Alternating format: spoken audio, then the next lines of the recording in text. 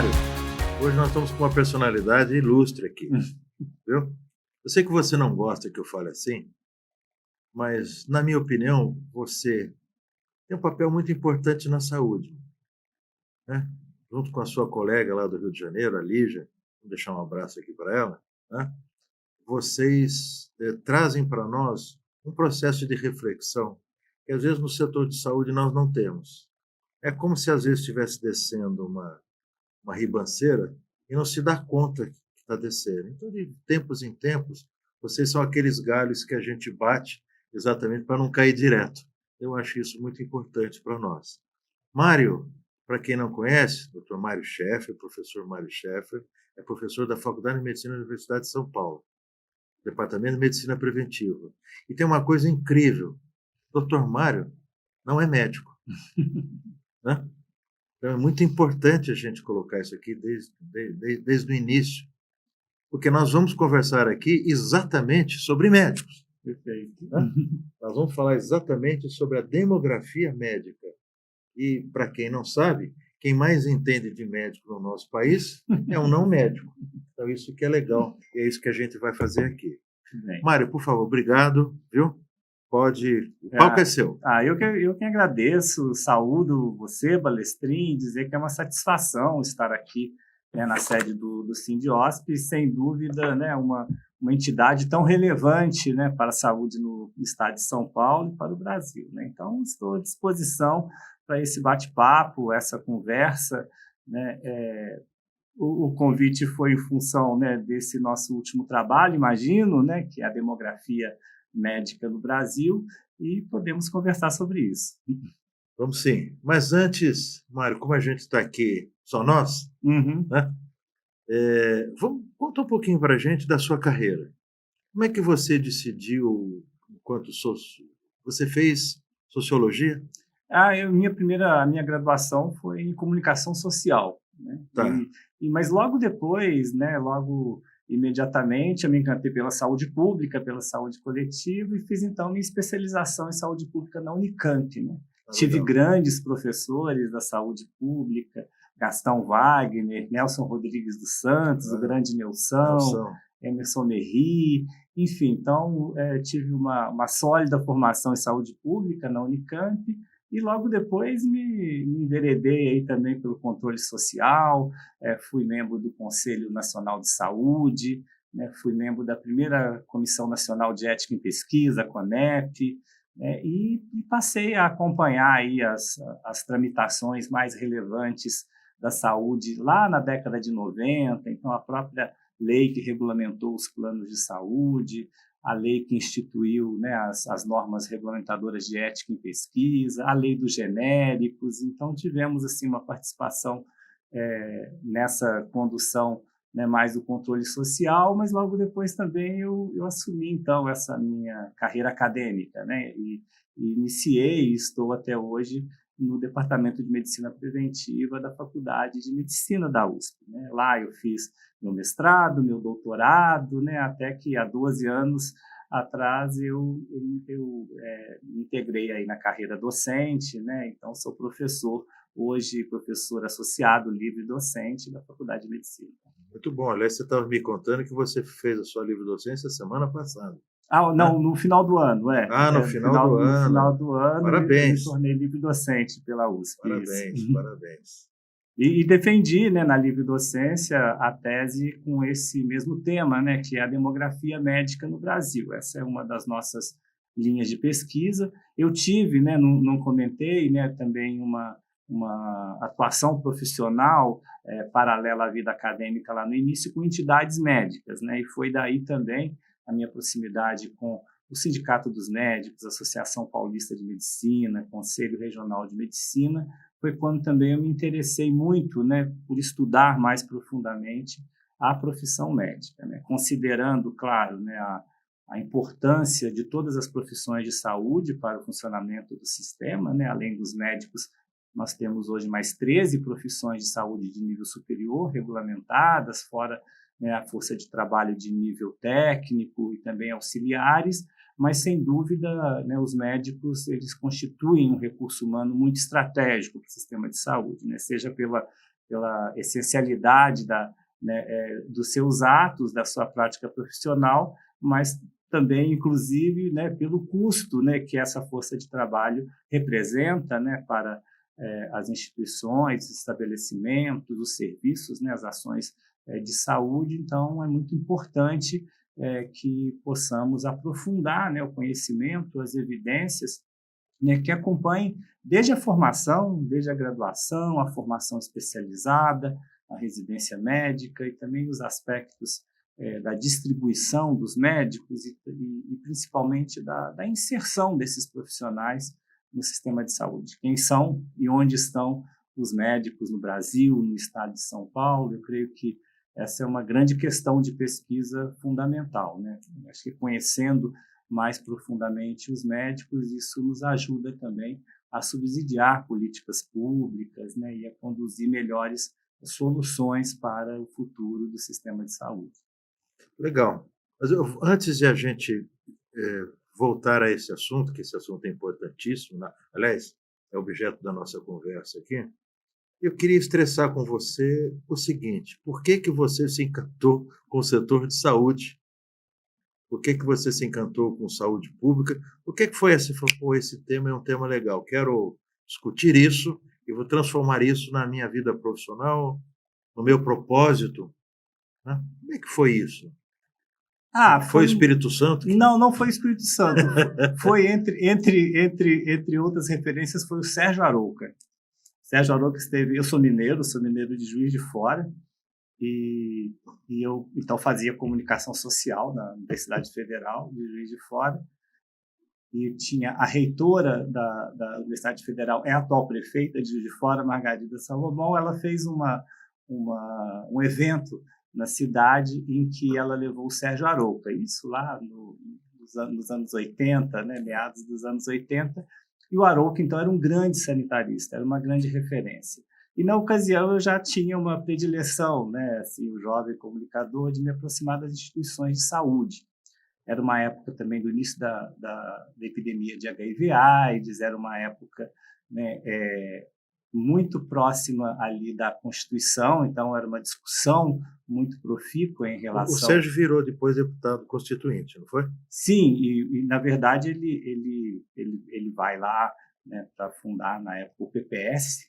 Ele estava correndo o Brasil, ele tinha essa intenção, e ele me disse, numa proximidade que tive com ele, porque eu tinha essa proximidade também em relação com a então reitora que organizou esse evento, que a saúde pública precisava muito de pessoas da comunicação. E como eu já estava próximo também de instituições de saúde ali desde a graduação, por me interessar muito por esse movimento que estava nascendo no país inteiro, e lá também, de profissionais e médicos e profissionais do sistema de saúde local, que, por exemplo, tinham acabado de ir na 8ª Conferência Nacional de Saúde em 86 e voltam e precisavam também de alguém que escrevesse sobre o que estava sendo proposto e a grande transformação que foi, a grande relevância que foi a discussão que precedeu o capítulo da saúde na Constituição de 88, mas imediatamente também a construção do SUS. Então, isso me empolgou bastante. E aí, logo no comecinho dos anos 90, eu fui acolhido em Campinas, na Unicamp, por essa grande escola, que foi a saúde pública. Gaston Wagner era o secretário municipal de saúde, então, e tive a oportunidade, a honra de trabalhar com ele. Davi Capistrano era secretário de saúde de Santos, Então, esse foi um momento muito, muito importante. Daí eu não larguei mais a saúde pública. Depois você fez o SEBS também, não foi? Sim. O SEBS é um pouco antes, Um pouco antes, do final dos anos 70. Então, um pouco bem antes. Bem. Eu sou de Campinas. Sim. Mas não tive a honra de ter me aproximado desse grupo, porque fiz a minha carreira aqui em São Paulo. Uhum. Então, mas de tempos em tempos a gente voltava, porque nós temos um amigo comum, que era a ponte. Todos esses grupos, que é o Gonçalo Vecina Neto. Sim, Dani Gonçalo. Gordão. Mas é interessante que você, com isso, você foi se aproximando da carreira. E eu queria entender o que é que foi esse salto seu, desse trabalho, né, como comunicador social, Uhum. para virar professor da Faculdade de Medicina. Ah, Ou então. antes de virar professor, estou me referindo assim, Não, antes de virar professor, então, entrar na sim, carreira acadêmica, né? antes de entrar na carreira acadêmica, então, como profissional de comunicação, então, já recém concluída a especialização em saúde pública, eu busquei trabalho de comunicação em entidades da saúde, né? E tive, né, grandes oportunidades de trabalhar na Assembleia Legislativa, discutindo projetos de lei de saúde, e depois próximo de entidades médicas. Então, trabalhei no Sindicato dos Médicos, na Associação Paulista de Medicina, na Associação Médica Brasileira, tive contato, né, no próprio Conselho Regional de Medicina, depois CFM. Então, em algum momento, eu dividia essa atividade profissional, né, com aí já um pouco um flerte, né, na saúde pública, digamos assim, né, participando mais de movimentos sociais, por enquanto. Né? Então, isso lá nos anos 90, eu participei muito de movimentos sociais, de ONGs. Né? Eu fui fundador de uma ONG muito importante, chamada Pela Vida, que era uma ONG, né, de militância e de ativismo em defesa das pessoas com HIV e AIDS. Depois passei a atuar em fóruns de controle social, no Conselho Nacional de Saúde, por exemplo. Né? Essa foi uma grande escola, mas aí, paralelamente, eu me decidi, né, pela carreira acadêmica. Um pouco tardiamente, digamos assim, porque eu já tinha então, uma trajetória, né, importante, né, profissionalmente em entidades médicas e da saúde, e também de ativista do controle social. Mas aí o professor Paulo Elias, né, o grande Paulo Elias, um sanitarista, né, uma referência, ele então foi meu orientador de mestrado, né, e de lá eu segui a carreira acadêmica, né, e nela estou já há 12 anos. Então, eu sou professor e pesquisador da Faculdade de Medicina. Muito bom. Antes de entrar na demografia médica, já que você trabalhou com tantos médicos em tantas entidades, e você gosta de saúde pública, né? Você é a Uhum. essência da saúde pública. Vou fazer uma pergunta. Médico entende de saúde pública? Ah, sim, uma parte Pequena parte. pois é, a população médica, como nós demonstramos no estudo, né, a população médica ela é numerosa e muito diversa e muito heterogênea, né? Mas sim, né, nós temos, né, grandes médicos sanitaristas, né? A saúde pública, ela desde o início, né, a medicina preventiva, né, que era a primeira denominação, depois saúde pública, saúde Eu fiz medicina coletiva, preventiva. ela teve, né, e tem até hoje a participação de muitos médicos, né? Mas, claro, né, a profissão médica em geral e com a diversidade, a fragmentação e a segmentação do sistema de saúde, nós temos, né, digamos, um contingente importante de médicos que se afastou um tanto, né, das grandes questões de saúde pública. Né?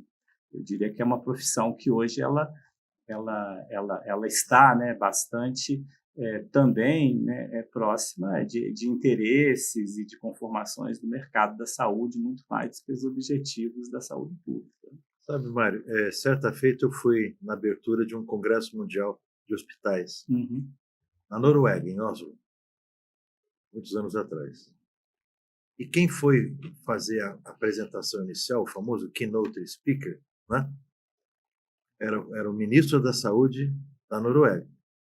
Veja que a Noruega é o IDH número 1. Uhum. Nós somos 89. E aí, lá pelas tantas, na hora que o ministro foi apresentado e levaram ele para falar, ele falou: olha, prazer estar aqui com vocês, etc.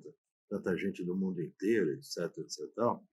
Mas eu não queria entender por que vocês me chamaram para falar sobre saúde, porque eu só sou o ministro da Saúde. E todo mundo falou: mas o que esse homem está falando? Não, é o seguinte, que saúde é um conceito horizontalizado. E normalmente as pessoas veem a saúde como um conceito verticalizado. É a doença, é o que mudou, a Uhum. patologia, né?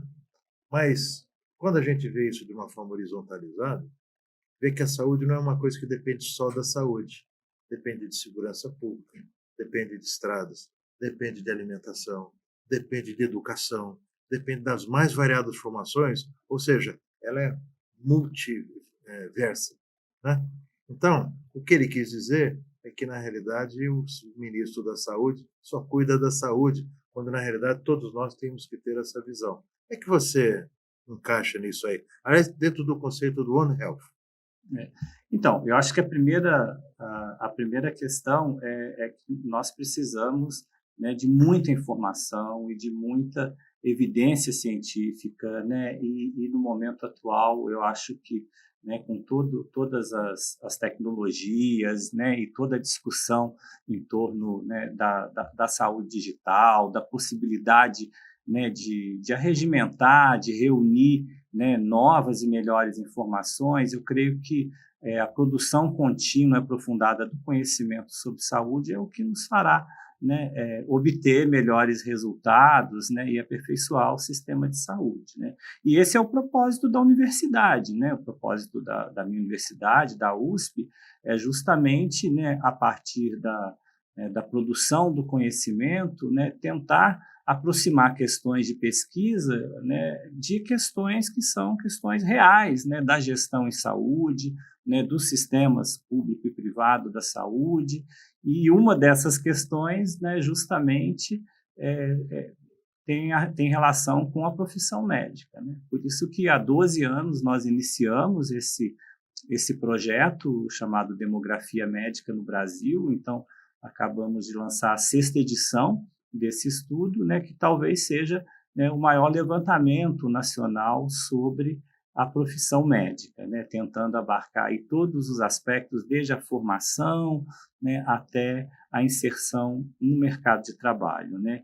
E dessa vez, né, muito, né, nos alegra que os resultados eles estão não só circulando, né, com maior facilidade, com maior aceitação, mas também têm sido utilizados, né, por gestores. Estivemos outro dia na comissão tripartite falando, né, não só para o Ministério da Saúde, mas para secretários estaduais e municipais, e alertando, né, sobre transformações muito recentes que têm a ver com a profissão médica, mas com impacto também no sistema de saúde, e que precisamos retomar não só a avaliação do que aconteceu, do que está acontecendo, mas, sobretudo, o planejamento, né? Eu estou me referindo a esse aumento, né, expressivo, né, expressivo da população de médicos, do número de médicos em tão curto tempo no país, né? Bom, sei que você está louco para falar sobre demografia mesmo, mas eu quero te provocar um pouco mais. Claro, claro. Deixa eu te fazer uma pergunta. Nesse período que a gente passou, os últimos 3, 4 anos, onde nós fomos, digamos, esse desenho, né? Digamos assim, do antiverso entre a medicina científica e a medicina da crendice. A medicina que olhava os processos e os procedimentos médicos de uma forma técnica e objetiva, usando todas as técnicas. E a medicina que, sob certo ponto de vista, ela era mais partidária, né? Não no sentido de partido político, mas no sentido de tomar um partido, que era um partido que naquela época, naquele momento, de alguma forma, tirava o brilho daquilo que a gente chama de ciência médica. Tudo isso porque eu quero te perguntar o seguinte: existe médico de direita e médico de esquerda? Ah, sim, o médico, imagine, uma profissão tão numerosa, hoje temos 560 mil médicos no Brasil, é uma população que ela também reflete, em parte, claro, é um extrato social, né, de nível superior, com uma inserção e um status no mercado de trabalho diferenciado em relação a outras profissões, né, com um rendimento, digamos assim, bastante acima, né, da média da população, mas, de alguma forma, reflete, sim, né, a diversidade da população como um todo, né? Muito comentado e também tem sido muito estudado, sim, né, uma adesão, né, de parte expressiva né, dos profissionais médicos a determinadas condutas que marcaram, né, os últimos 4 anos, né? A questão do negacionismo, a questão hoje da participação, né, de médicos até em movimento anti-vacina, né, a própria a atuação de médicos ali totalmente contrários, né, à ciência durante a pandemia da Covid, né, isso tudo causou, né, um grande espanto, né, e mostrou que sim, né, que parte dos médicos acompanha um pouco, né, essas ideias, né, de extrema direita e ideias que são totalmente inadequadas e contrárias à própria, né, formação médica, né, mas também o quanto que algumas entidades representativas dos médicos elas foram, né, igualmente, né, omissas ou inertes, né, em utilizar, né, o poder que tem de, por exemplo, né, enquadrar esses profissionais na questão ética profissional, né? Estou me referindo especialmente a vários conselhos de medicina que não só foram tomados também, né, por essas ideias e pessoas que estão à frente do conselho que compartilham, né, desse, inclusive, negacionismo científico e não adotaram e continuam não adotando medidas, né, que possam, né, que poderiam, né, minimizar um pouco a participação dos médicos nesse movimento. Então, é bom, eu fiz essa pergunta porque agora eu quero falar sobre demografia médica. Uhum. Tá? Então, nós temos um conjunto, e você já citou, enorme de profissionais médicos no nosso país hoje. Teoricamente, eu vou pedir para você falar alguns números, eu sei que você os tem todos aí muito bem, né? Triggering na sua cabeça. Dá para a gente dizer que o fato de nós termos tantos médicos no nosso país, formados em tantas faculdades que nos últimos anos praticamente duplicaram o número de escolas e o número de formandos, né? Me lembro bem da sua apresentação na Associação Médica Brasileira, depois lendo o seu trabalho, né? Os principais excertos que saíram dele, que aparentemente nós temos assim uma pleiade de profissionais médicos que são profissionais médicos de baixa qualificação. Não só baixa qualificação do seu ponto de vista técnico, baixa qualificação do seu ponto de vista de prática e baixa qualificação do seu ponto de vista também de entender o que é a prática médica, do seu ponto de vista da praxis propriamente dita. Então, assim, você não acha que isso também concorreu contraditoriamente para a formação de uma casta médica com todas essas características negativistas que você coloca? Uhum. Bem, primeiro, de fato, nós estamos vivendo uma grande transformação na medicina. Eu diria até que a medicina está mudando de fisionomia no Brasil. E isso tem a ver com decisões tomadas lá em 2013, há uma década, né, foram decisões tomadas pelo Congresso Nacional, né, claro que isso era também uma posição de governo, né, e claro, essas decisões elas tiveram um impacto que precisa agora ser mensurado, ser avaliado e ser acompanhado. Eu me refiro ao aumento expressivo, né, que você comentou, de abertura de cursos e de vagas de medicina, né? Para se ter uma ideia, vamos trazer para o estado de São Paulo, por exemplo, né, em 2010 nós tínhamos 110 mil médicos no estado de São Paulo, em 2013. Né? Agora, né, 10 anos depois, são mais de 60 mil, quer dizer, são 50 mil profissionais a mais no sistema de saúde estadual e que é resultado, né, dessa... Então hoje tem quase 200 mil médicos em São Paulo. Tem mais de 160 mil médicos, 163 mil médicos. O estado de São Paulo tem hoje, acho que, creio, 74 faculdades de medicina. Né? E com uma mudança, menos de 10% dessas vagas são faculdades públicas. Nós tivemos o aumento, ele foi sobretudo de faculdades privadas, né? E como você disse, houve, na verdade, um apagão na avaliação. Né? Nós não tivemos, ao mesmo tempo que ocorreu uma política deliberada de expansão da oferta de médicos via abertura de cursos e vagas, isso não foi acompanhado de uma política ou de um modelo de avaliação, nem avaliação da qualidade, né, dos médicos que estão sendo formados e muito menos uma avaliação das consequências disso para o sistema de saúde, porque não é algo trivial, né? Talvez nenhum país do mundo tenha passado por um aumento tão grande da oferta do número de médicos em tão curto tempo, né? Então, veja que,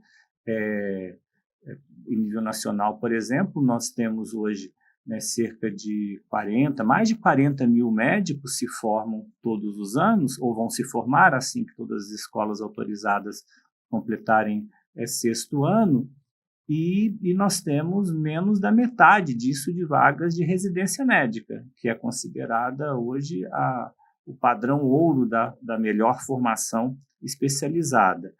Então, né, temos aumentado, né, o número de médicos, mas também aumentado, né, o contingente de médicos que não só não se formaram em boas escolas, ou se formaram em escolas que não são adequadamente avaliadas, mas também não irão acessar uma boa formação especializada.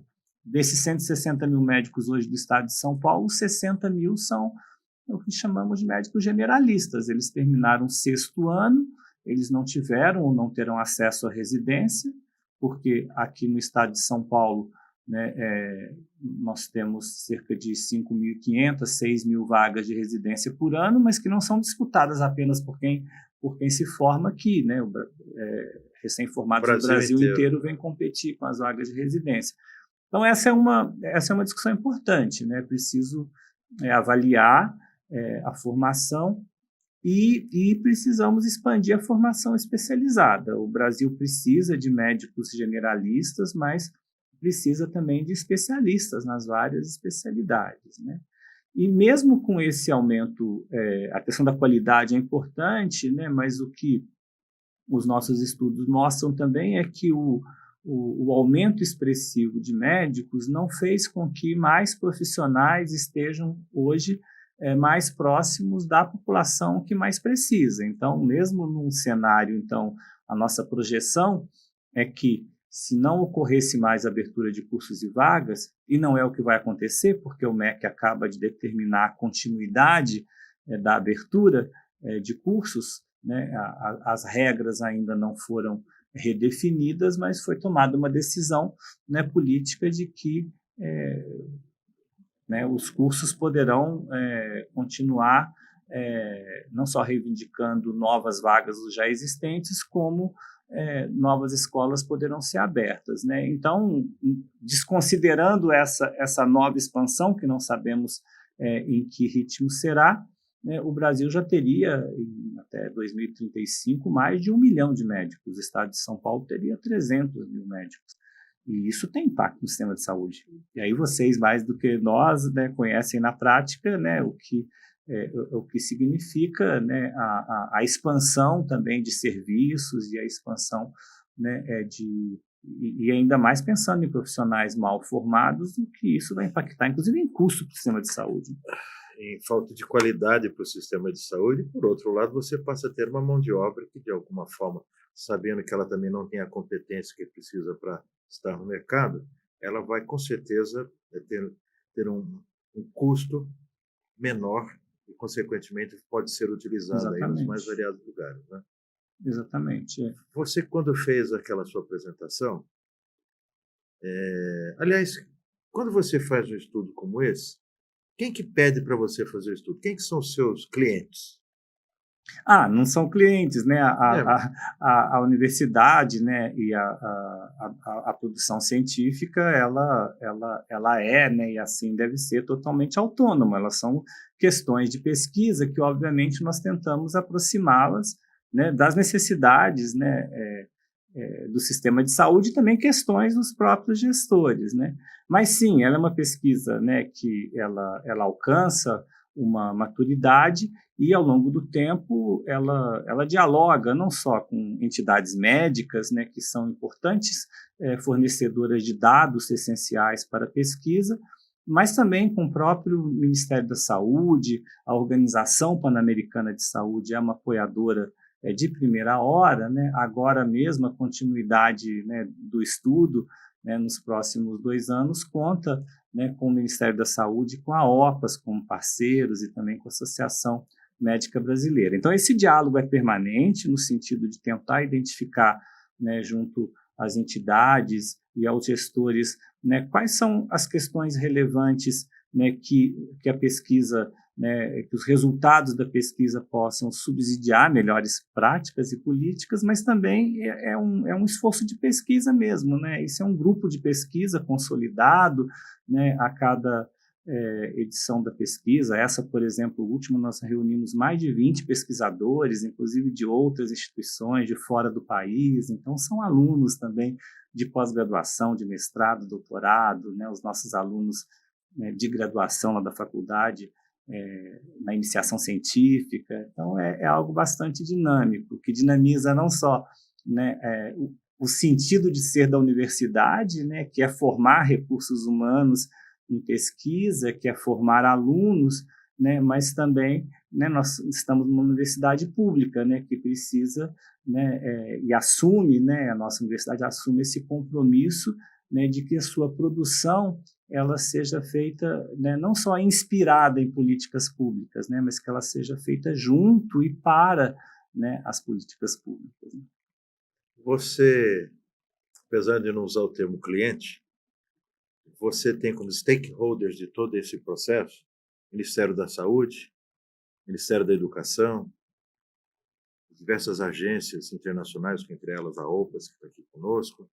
Você tem as entidades médicas de um modo geral, imagino, né?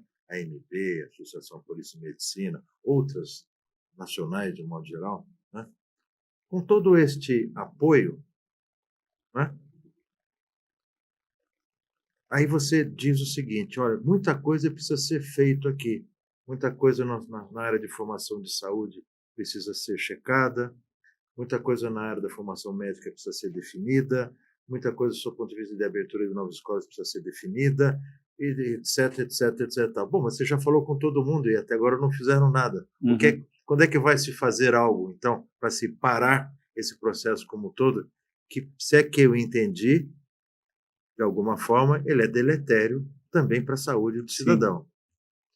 Eu acho que faz parte agora, né, da visibilidade da pesquisa, da divulgação, né, e do conhecimento, né? Eu lhe contei antes que, por exemplo, tivemos a oportunidade, né, o que muito nos honrou, de apresentar a pesquisa na tripartite, numa reunião ordinária da tripartite e num diálogo muito franco com o Ministério, com os secretários municipais e estaduais. Por exemplo, alertando que até o ano de 2035, nós saltaremos de pouco mais de 500 mil para 1 milhão de médicos. E que, então, gestores, prefeitos, governadores e União, né, precisam se atentar, por exemplo, que é necessário um planejamento. Isso pode ser uma oportunidade para o sistema de saúde, mas pode trazer, inclusive, problemas adicionais se medidas não forem tomadas, né? Da mesma forma, dirigindo, por exemplo, as autoridades da educação, os dados, nós tivemos oportunidade de dialogar com a ministra Anísia da Saúde, com o ministro Camilo da Educação, né, em que, por exemplo, apontamos, né, tem dados suficientes, né, para dizer que é preciso retomar, parte do MEC, um plano mais consistente, mais elaborado de avaliação da qualidade do ensino médico, né, porque houve uma expansão, mas não houve uma adoção de modelo compatível, né, com a existência de 360 cursos de medicina, muito heterogêneos, a maioria deles são cursos privados, mais de 70% das vagas são privadas. Eu dei 2 exemplos, né, de medidas grandiosas, né, que precisam ser tomadas, nesse caso por gestores federais da saúde e da educação, mas não só, né? Eu creio que as evidências científicas, quando nós produzimos em cima de questões de pesquisa baseadas em problemas muito concretos, né, elas ficam à disposição de toda a sociedade, né? O próprio setor privado utiliza muitos dados para seus planejamentos, né? Veja, nós temos na demografia médica, digamos, um censo dos especialistas no Brasil, né? O número de médicos em cada especialidade, juntando dados dos Aliás, a formados. medicina vai virar uma profissão feminina, né? Como você apresenta aqui Sim, também, né? E tem também essas mudanças, digamos, demográficas, né? Tem mudanças demográficas muito importantes, talvez essa seja a boa notícia da demografia, né?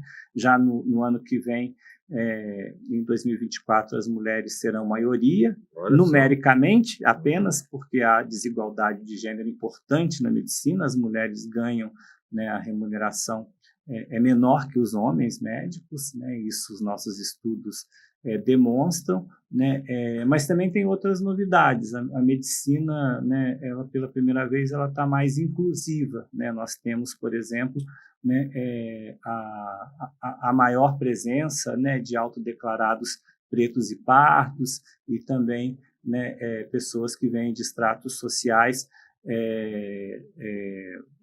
enfim, então há uma inserção, né, uma inserção social mais importante na medicina. Isso tem a ver, né, com políticas afirmativas, principalmente das escolas públicas, mas eu diria que são boas notícias, né? Claro que são. Mário, a nossa conversa aqui é longe, mas a gente vai terminar. Muito bem.